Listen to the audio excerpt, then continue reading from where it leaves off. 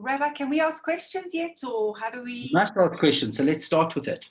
Okay, so Rabbi, this might be something that you'll answer as we go. But Hello, Nikki. How are you?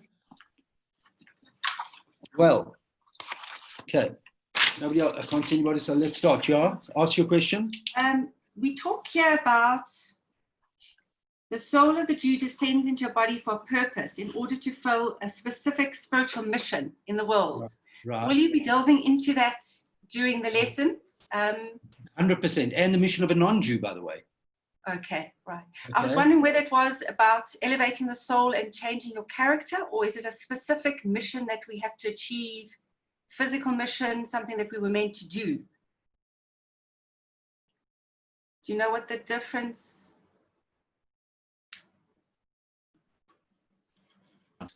Can everybody hear me? Sorry, Rabbi, we lost you. Okay, good. So it's a very good question, and I will delve into it because let me share something with you. And it's also connected to this week's Torah portion. And that is as follows. In this week's Torah portion, you learn about kosher animals. What animals are kosher and what are not kosher. And let me share with you a story, digest the story. Up until recently, up until the 40s or 50s, 1940, 1950, 1960 even, if you bought a chicken, you didn't buy it from a supermarket, you went to a butcher. Overseas, overseas, our grandparents all went to a shoichet. It wasn't pre-packed like you have it today. Anyways, you took it to the shoichet, you then salted it, etc., etc. A person brought a chicken to the first Lubavitcher Rebbe. A person brought a chicken to the first Lubavitcher Rebbe. He said, Rebbe, the shoichet has just shechted the chicken for me, and the shoichet says there's a question on the chicken, whether it's kosher or not. It looks like there's a problem with one of the wings, which could render it not kosher. So the morning tip. So the Alter Rebbe said, wow, this is interesting. And he opened up his books and he started to see if it was kosher or not. The guy was waiting, then he eventually fell asleep. After a few hours, he awakened to see the Alter Rebbe still looking to see if the chicken was kosher or not. So he said to the Alter Rebbe, Rebbe, your time is far more valuable than the value of this chicken. And the Alter Rebbe looked at him and he said, if you would hear the voice of this chicken, the soul of this chicken in heaven, begging me to pronounce it kosher, you too would spend hours on it. So please just digest that story. Every single human being has a mission. Every animal has a human mission. Every animal has a mission, and we'll discuss it. And by the way, it says when Mashiach comes, inanimate matter like stones will be able to communicate with us, but we will get to that later in Shuri. Okay, I want to continue for a few minutes. Where are we up to in the book? Chaya, you are late. Good morning. Sorry, Chaya came in late, guys. Good morning. Okay. Okay, I want to start. And by the way, don't worry if things aren't clear. I will go back and clarify them. Why'd you close the door? Okay. I want to start today on the bottom of page 37. Okay, let's just recap a little bit. The book started off with a quote. The quote was that before a person's born, that person is a mature being. It can see from one side of the world to the other. Just before it's born, the heavenly court, we've discussed what that is, we'll come back to it again. The heavenly court come to the child and say, you're a mature being now, you're going to lose your knowledge in a minute. But before this, we want you to make an oath, 2 oaths, promises you're going to be righteous and also promise you're not going to be wicked. So before we're born, we all make 2 oaths. One is to be righteous and the other is not to be wicked. Why we make the oaths, we can't remember them. We've discussed it. We will come back to it. And why 2 oaths? Why not 1 oath? That'll only be answered in chapter 13. Then we're given advice for life, that even if the whole world tells you you're righteous, look at yourself as wicked. That's all what the heavenly court tells us in heaven. Then we question that from 2 parts. One, it contradicts a Mishnah. The Mishnah says, and never look at yourself as wicked. So how could this teaching say that even if the whole world tells you you're righteous, you should look at yourself as wicked? And number 2, from pure logic, if you look at yourself as wicked, you're going to become depressed. And if you're going to become depressed, you're going to be all heartbroken. You won't be able to serve God with happiness. And that's a fundamental rule in the Torah. You've got to serve God with happiness. But I've sinned yesterday. Put it behind you, say sorry, but move on. And if you look at yourself as wicked and you don't become depressed, that's going to become a joke. The whole thing will become a joke to you. Now, those questions will only be answered in chapter 13. He said, in order to understand this, we have to understand that there are 5 types of people. And last week we discussed the 5 types of people. Now, remember, these are the key words. Before you started reading this book, you would have thought that a tzaddik has a majority of mitzvahs. He's like a good person. That's the way you would have defined a tzaddik in your head. A Rasha is a naughty person, and a Bainani is a middle person. That's how you would have defined it. A tzaddik has got a lot of mitzvahs, a Rasha has got a lot of sins, and a bain is just a regular person. Okay. He then went on to say, hold on a second. Let's look into the Gemara. Let's scan the Gemara. And he said, you find in the Gemara 5 types of people. Tzaddik v'tovlo, a tzaddik v'ralo, a Rasha v'tovlo, a Rasha v'ralo, and a bainani. And we explained last week we explained the levels. On a simple level, a tzaddik v'tovlo means a tzaddik who prospers. A tzaddik v'ralo is a tzaddik who suffers. A Rasha v'tovlo is a Rasha who prospers, and a Rasha v'ralo is a Rasha who suffers, and a bainani we never really got to. We then gave a deeper explanation. We said as follows. He proved that a tzaddik v'tovlo is, anybody remember, a tzaddik v'tovlo is a tzaddik who only has good in him. He has no evil whatsoever. Not that he controls his evil. He has no anger, no hatred, no lust, no depression, no vanity. He's removed it. He's either born like that or God takes it away from him after years of service. So this person, this tzaddik v'tovlo, has absolutely no evil. He's absolutely godly. And once you become like that, then all the spiritual worlds that we are blind to, you either can see or you can even jump into. And that's why in every generation, there are 2 tzaddikim who can just jump up and down into the spiritual worlds and back. Like the 10 commandments came out of heaven, these people can just jump into heaven. Okay? And in a later she will explain tzaddikim more at length. These are very, very powerful beings, etc., etc. So the tzaddik v'tovlo is absolutely no evil within whatsoever. The tzaddik v'ralo, the tzaddik who is a little bit bad, he's got a touch of bad, but the bad is bottled, it's nullified, it's subservient to the good. And I gave you 2 analogies last week, right? Urine in the pool and non-kosher in the kosher. So in other words, what's the difference between the 2 tzaddiks? Here are the key words, and I'm going to keep repeating it. These are hard concepts. The tzaddik v'ralo, the tzaddik who has a trace of bad in him. Here are the key words. He never has a desire to sin. He has no desire to sin. So what's the difference between him and the tzaddik who only has good? He's not as disgusted. He's not as disgusted as a tzaddik v'tovlo. In other words, tzaddik v'tovlo, a tzaddik who only has good and a tzaddik who has a touch of bad, they both walk into a restaurant and they both see a cheeseburger. The tzaddik v'tovlo vomits. He's sickened by it, right? He's sickened. The tzaddik who has a touch of bad has no desire for the cheeseburger, but he's not as sickened. He's just not as sickened. Right? But by the way, you have a lot of people, a lot of Jewish people, who when they smell pig, they know it's pig, they feel sick, but it's got such a sweet odor. No, we're repulsed by it. So the tzaddik v'tovlo, he's sickened. When he sees something that's forbidden according to Jewish law, he is sickened by it. The tzaddik v'ralo is not sickened by it, but he has no desire for the cheeseburger or for the prawn. The Rasha v'tovlo, he's somebody who goes and has a bite of the burger, but he feels bad afterwards. He has this juicy cheeseburger, but he feels yech afterwards.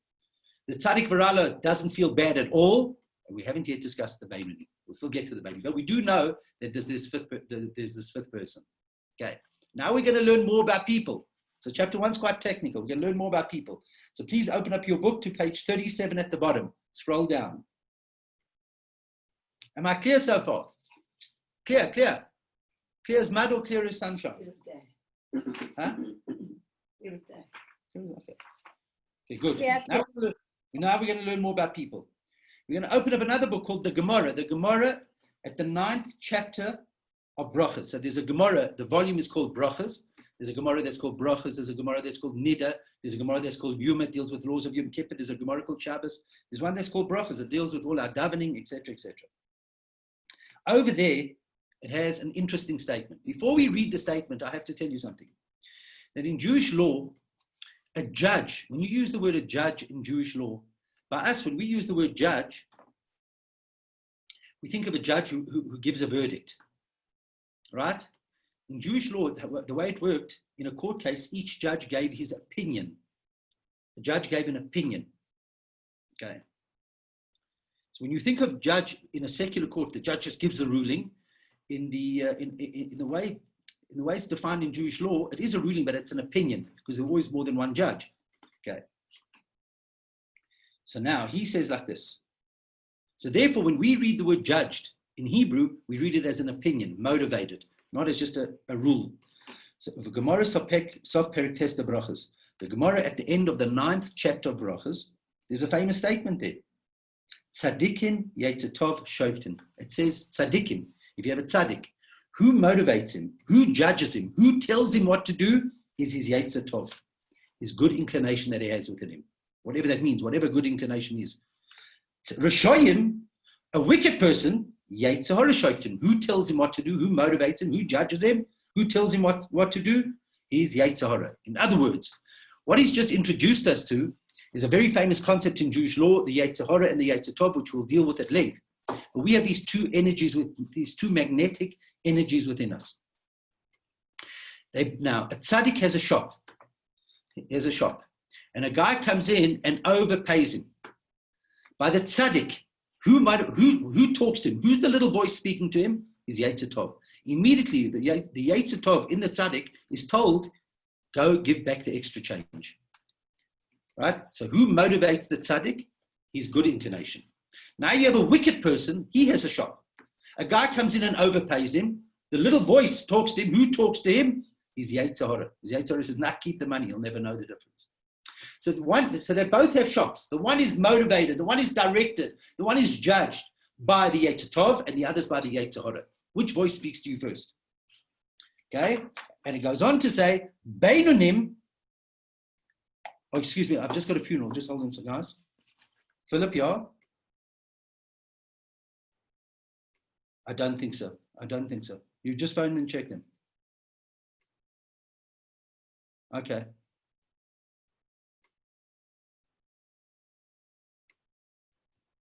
Okay. Good. I'll see you 1 o'clock. Okay, bye. Okay.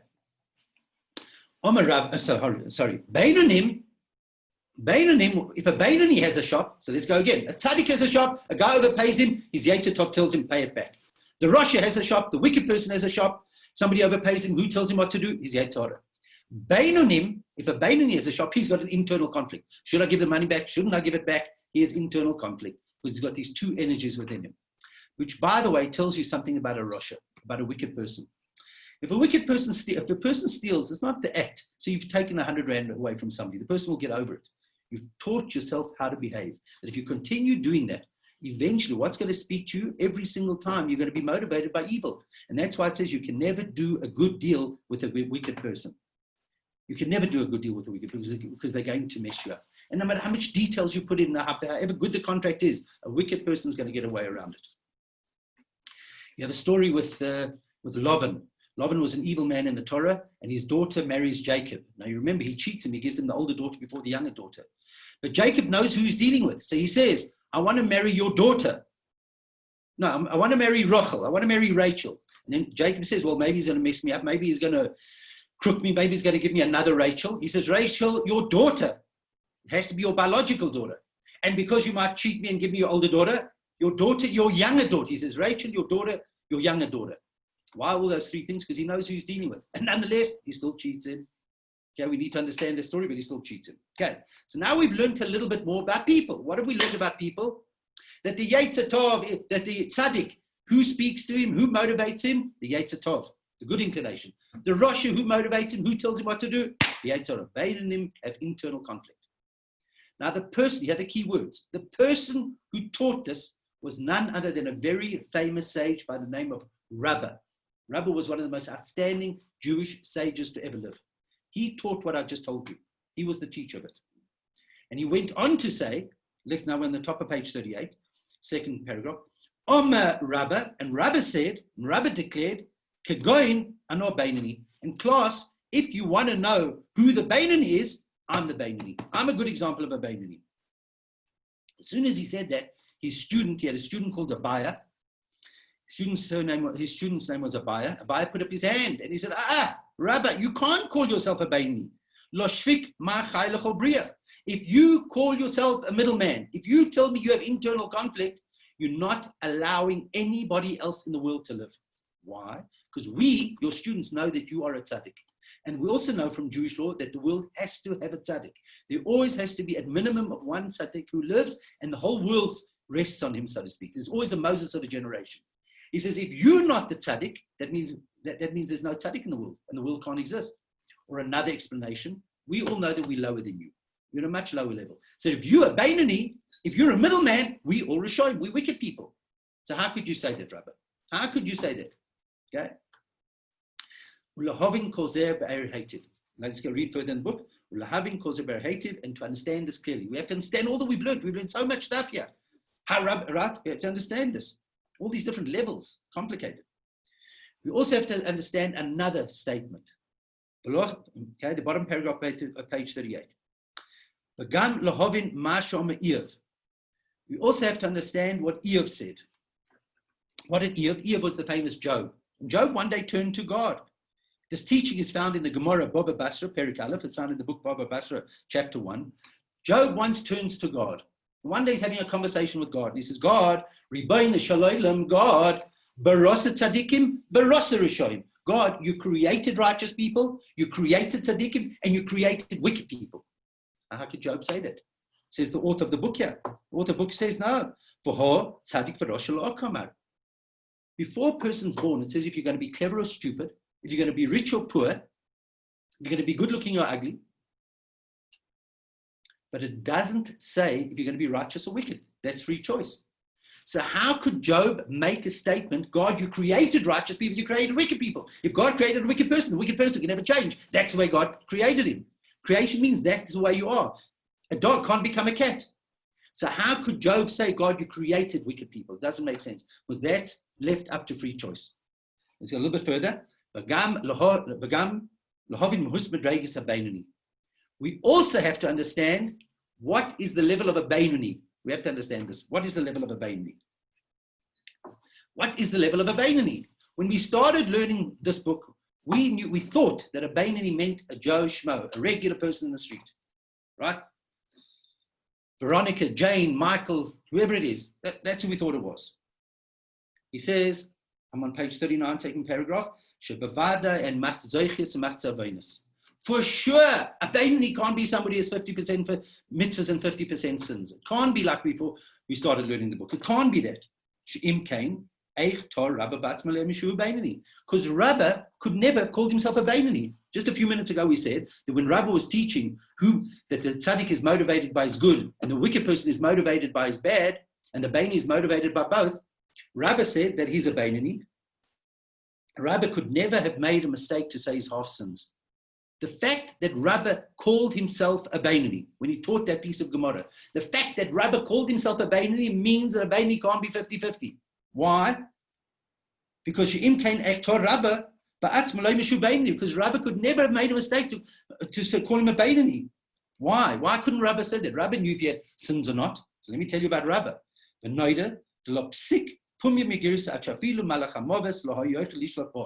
you know Rabbi's life, Rabbi, the Gemara says, when the Gemara describes Rabbi's life, Rabbi was a person who stayed day and night learning. Now, if a person's learning Torah and the angel of death comes to take his soul, the rule is that the angel of death has to wait until he's finished in learning Torah. If a person's learning Torah properly, you're drawing down godly energy. So it's not just about the shir now. Whether the shir is good or not is irrelevant.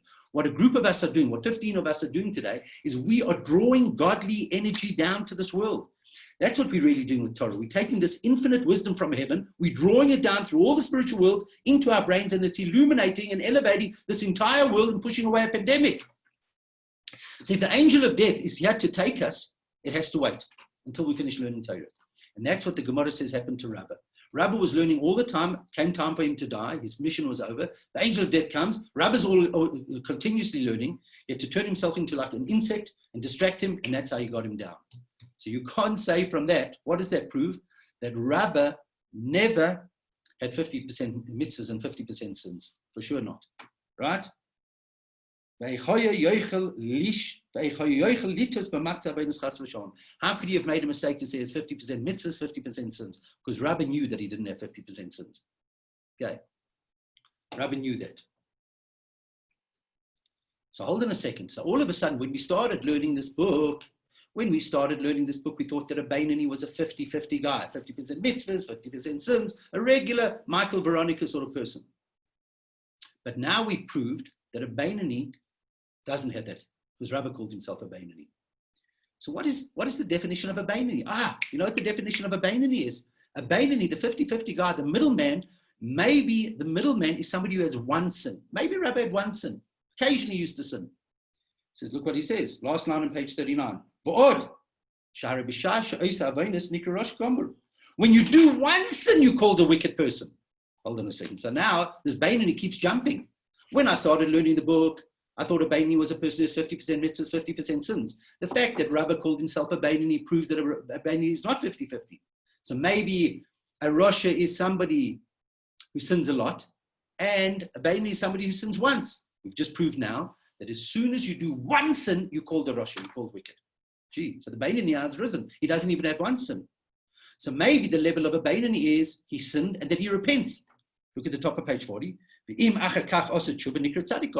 a person sinned and then repented, he's called a tzaddik. And anybody can make himself into a tzaddik by repenting. So what is the level of the bainani? So maybe a bainani is not somebody who sins the law of the Torah. We know that there's certain laws that God allowed the rabbis to put in place. So maybe this guy, he never transgresses the law of the Torah, because if you transgress the law of the Torah, you're called wicked. Maybe this is a person who transgresses the law of the rabbis, like lighting Shabbos candles would be one, or Hanukkah. It says, we know from two different places in Jewish law that if you do one sin of our rabbis, right, you're called a wicked person. So what is the level of a bainani? When we started learning the book, we thought that a bainani was a 50-50 person. The fact that Rabbi called himself a bainani meant that a bainani was not 50-50, maybe he had one sin. Then we proved from the Gemara that if you have one sin, you're called a wicked person. We've now proved that if you have a sin of the rabbis, you're called a wicked person. So what is a bainani?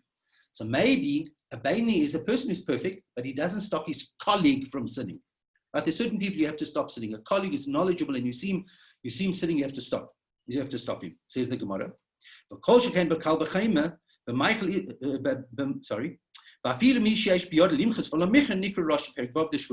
Gemara in Shavuos says that if you don't stop your fellow from sinning, you're also called a Rasha, you're also called wicked.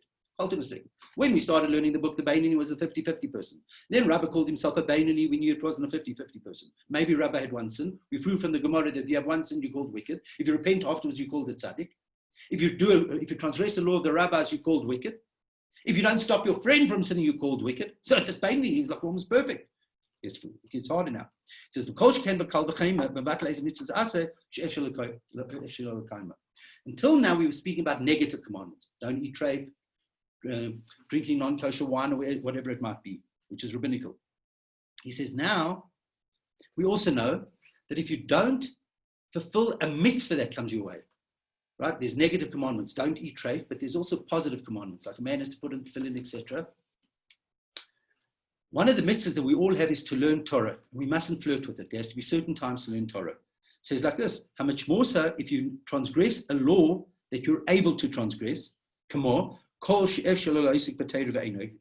Like somebody who has the opportunity to learn Torah and doesn't.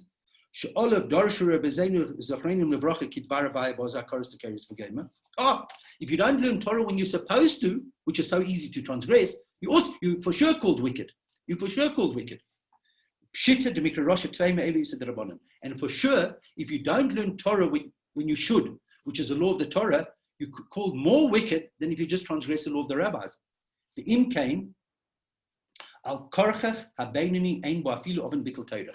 Therefore, we are forced to say that the bainani doesn't even have the sin of transgressing learning Torah when he should. A bainani is absolutely perfect. When we started learning this book, we thought a bainani was a 50-50 guy. We have now proved that a bainani not only doesn't he sin the law of the Torah, law of the rabbis, not only does he always stop his friend from sinning, he learns Torah when he should. A bainani is a perfect person. And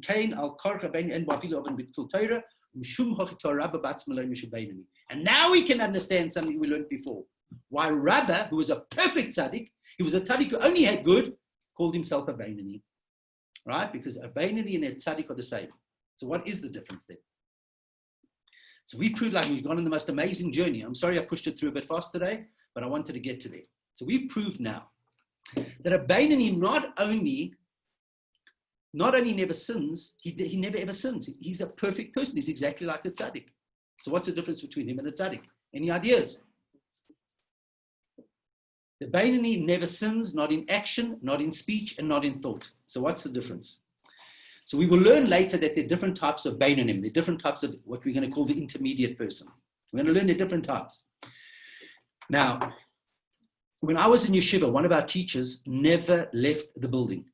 So he would go home. The people, you won't believe this, they never went to Manhattan. The first time I got to America, I ran up and down the streets of Manhattan. These people are so into their learning and davening, 24 hours a day, 7 days a week. So Rabbi said like this. Rabbi was a huge mind. He knew everything. He was a very emotional person. He davened and learned the whole day. He davened, learned, and taught the whole day. So he was always motivated. So he felt like a tzaddik. He said, you know, I feel like a tzaddik. I know I feel like a tzaddik. My heart is on fire for the service of God, but I don't know how I would behave if I went to Sun City. I don't know what would happen to me. Now, it's easy for a person to say, a person who's never seen a casino says, I don't gamble. If you're in a casino, are you going to gamble or not? You don't know who you are. That's what Jewish law wants you to believe. You don't know who you are deep, deep down. And therefore, a whole bunch of rules around us. So Rabbi felt like a tzaddik. He knew he felt like a tzaddik. He said, but the truth of the matter is, I've never left the classroom here. I've never left the shul here. I'm davening and learning all day. I've never been to Sun City. And therefore, I don't know if I'm a tzaddik or bain. I'm probably a bain, and he was humble. Because a bain can feel like a tzaddik. Now, why is this? So what's the difference between the bainani and the tzaddik? What's the difference between the bainani and tzaddik? The bainani has bad deep down, and the tzaddik doesn't. But the bainani's bad can be strong, but it's sleeping because it's never tested. It's never ever tested. The tzaddik, even if he's tested, will overcome it. The perfect tzaddik will vomit it bad. The other one will be numb to it, but the bainani will flare up. All of a sudden, will flare up. Now, this book, now we can understand something. Why this book is called the book of the bainani, the book of the intermediate person. It's coming to teach you not how to be a tzaddik. Forget about it. That's a gift from God. It's coming to teach us how to become a bainani. Because as soon as you sin, you're called wicked. But within each and every one of us, we can become a bainani. We can become an intermediate person. Because what is an intermediate person? Somebody, no matter what they're feeling inside, controls the action, controls their speech, and controls their thoughts. And that all of us can do. You can control your thought, speech, and action at any time. We're going to elaborate on it. I want to just keep you another 5 minutes today, if I may. We're speaking about souls, just to discuss something from the parsha. In this week's parsha, by the way, clear, everybody clear? Gabriella, what's a bainani? Does a bainani ever sin? No, not in thought, not in speech and action. What's the difference between him and a tzaddik? If he was tested, he might have a naughty impulse inside. Okay? We'll keep going over it. These are hard concepts. Don't worry if you don't understand the first time. You're very welcome to pose questions either to me privately or on the chat or here. Okay. Now I want to just talk about souls. As we'll get further into the book. I just want to ask, your tzaddik then has Rallo that has evil in him. What is the difference between him and the bainani? Sorry, who's speaking? Yeah. How's it? Yeah, how's it? How's it? The difference between the bainani and then a tzaddik with Rallo. Yeah. What is Okay, good. I'm glad you asked. The tzaddik v'Rallo, here we are. 5 of them walk into a restaurant. Now, they're all born with a passion for food. They love food. Okay. The tzaddik v'tovlo walks in and he sees the cheeseburger. Now, he loves cheese and he loves meat. But he knows that the Torah doesn't like it. When he sees it, he's repulsed. He vomits. Not only doesn't he want the cheeseburger, he is repulsed. He's sickened by it. The tzaddik v'Rallo sees the cheeseburger. He likes cheese. He likes meat. He knows that this is forbidden. He has no desire for it, but he's not repulsed. He doesn't vomit inside.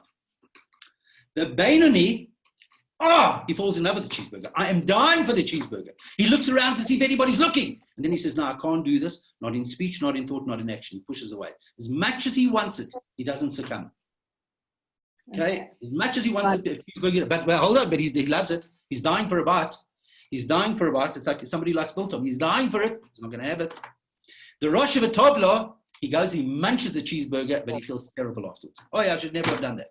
And the Rosh Rallo, he has the cheeseburger and he says, okay, I'll have another one. He doesn't feel bad afterwards, which I think is a bit hypothetical, by the way. Okay? And he becomes like a psychopath. But the truth is you can change. That's the key. Now, I want to share something with you. As we'll go on this book, we will learn something amazing. Let's just focus in on something from this week's parasha. Why can't I eat a pig? Why can't I eat crocodile? Why can't I eat an ostrich? Why can't I eat these things? We're going to learn, we're going to put infrared glasses on, and we're going to study souls. We're going to look at souls. And we will see in the next year, the next 2 or 3 years, we're going to start discussing the soul at length. All souls, by the way. For the next 6 chapters is all about souls.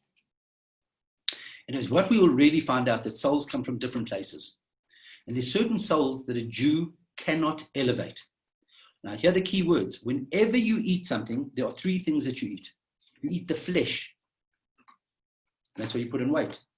In bread, whatever it means, is a carbohydrate, and in meat, there's a protein, so you're absorbing that. But according to the Torah, and this is the key words, every single thing has a soul. So when you eat it, you're eating the soul. You're absorbing the soul within you. Now, there's certain souls that cannot be elevated.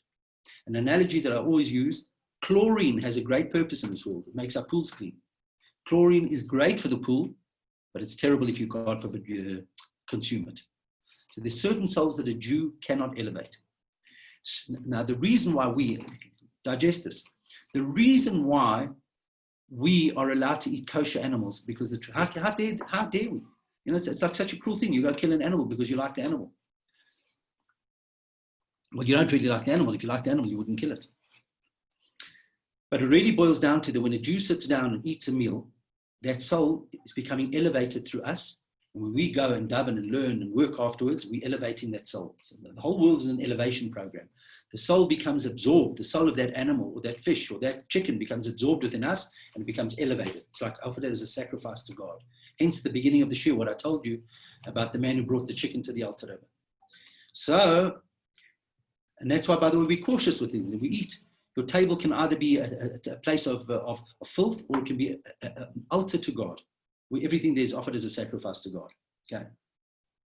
So therefore, when the Torah tells me I'm not allowed to eat a pig, it's because I'm absorbing the characteristics, the soul of the pig within me. With this, you can understand, by the way, why you can't eat chametz on Pesach. It's amazing why you can't eat meat and milk. We'll come back to that. Why you can't eat all the different things. Now, I've shared, I wasn't going to say this today, but just to give you an understanding. For those of you who don't know, I'm sure you all do know, actually. Think about this. The whole year we're allowed to eat bread. When it comes to Pesach, if there's a crumb of bread in the house, it's absolutely forbidden. And God forbid to consume it. And it says the very worst things about consuming it. Now, if bread is kosher the whole year, how come for a week of the year, it's like the worst sin? It's like eating pig. Go back to the principle. Whatever you eat, you absorb the soul. What? Now, we also have to eat bread on Shabbos. There's a mitzvah to eat bread because you have the key words, Shabbos blesses the days of the week. Now, one of the ingredients that I need to be successful during the week, one thing God doesn't want us to be, he doesn't want us to be thieves. He wants us to operate 6 days a week. He wants us to operate. We have to embrace life. We have to be living life to its fullest. For me to live life to its fullest, there's a certain quality, there's a certain energy I need. And that is I need to have a good ego, a healthy, well-maintained ego. Now, where do you get that from? You either get it from your astrological sign. Your parents play a major role in the way they nurture you. But the Torah says you also get it from bread. So when you eat bread, you not only pick up a carbohydrate, the soul energy of bread is ego. And that's how you think about it. It's flour, water with a bit of yeast, and this is an inflated thing. Now, that's not by chance, by the way. That inflation, when you eat it, actually gives you an inflated ego, which is very healthy and very good. It's very good to have that. So we believe that by eating bread on Shabbos gives us a feel good for the whole week. Not just because our tummies are full, but gives us an energy, a godly energy. What's the problem with ego? Ego can so quickly turn from a well-maintained ego to arrogance. And when you have arrogance, you have chametz. You don't listen anymore. You know it all. You can do nothing wrong. And that is the biggest sin. And there's a very fine line between a well-maintained ego and arrogance. And therefore, once a year, Jews, in order to get out of their own Egypt, they've got to go to a health farm. And at that health farm, they don't get any chametz. They remove any sort of arrogance from them. That is the whole program of Pesach. It removes, that's why you're not allowed to have a touch of chametz. What do you eat? The antithesis of it. Matzah. Matzah is humility and faith. That's why we dafki eat matzah. That's why there's a certain amount of matzah to eat. So what I'm trying to show you that this soul energy, even in things that you don't think of a soul, have a soul. When I'm eating chametz, I'm getting an ego. Once a year, I go to a spiritual gym, I go to a health farm, and I get rid of it completely, and I eat matzah to give me humility. Good. And the law I want to share with you today, when it comes over the period of shiurim, I'll explain to you all why we're not allowed to eat, the criteria for animal, the criteria for fish. But when it comes to fowl, the Torah says which fowl you can and can't eat. It doesn't give you signs. Like by fish, it says fins and scales. By animals, it has to chew its cud and have split hooves. Okay. By the way, the reason why the piggy is singled out more than any other animal, because a pig has slyness. Why has a pig got slyness? Any other animal, you immediately look at it. Any other animal, by the way, you look at it. Any other animal, you look at it, and you can immediately see it's not kosher because it doesn't have split hooves. The only one that has completely split hooves but doesn't chew its cud, so it's sly, says, look at me, I'm kosher, is the pig. And that's why we didn't like its slyness. And I'm going to venture to say with absolute caution here, if you look at the nations of the world that the Jews have lived amongst, the Europeans suffer from slyness. The Jews are my best friends, etc., but they've suffered from a slyness to a degree. The Muslims who don't eat pig don't suffer from slyness. They'll tell you straight out they hate you, whether they do or not. I'm saying those who do, I'm not saying every Muslim hates us, but there's never a slyness. They wear their hatred on their shoulder if they do hate us. Now, when it comes to fowl, can I keep you 5 more minutes? I'm going to keep you 5 more minutes. I hope I don't bore you. Okay. When it comes to fowl, the Torah says which fowl are kosher and which fowl aren't. It tells you the birds. Now, that becomes a tradition, by the way. Also, what people aren't aware, there were certain grasshoppers that were kosher. The reason why we can't eat them is we don't know which one they are, but there was a certain grasshopper that was kosher in olden days.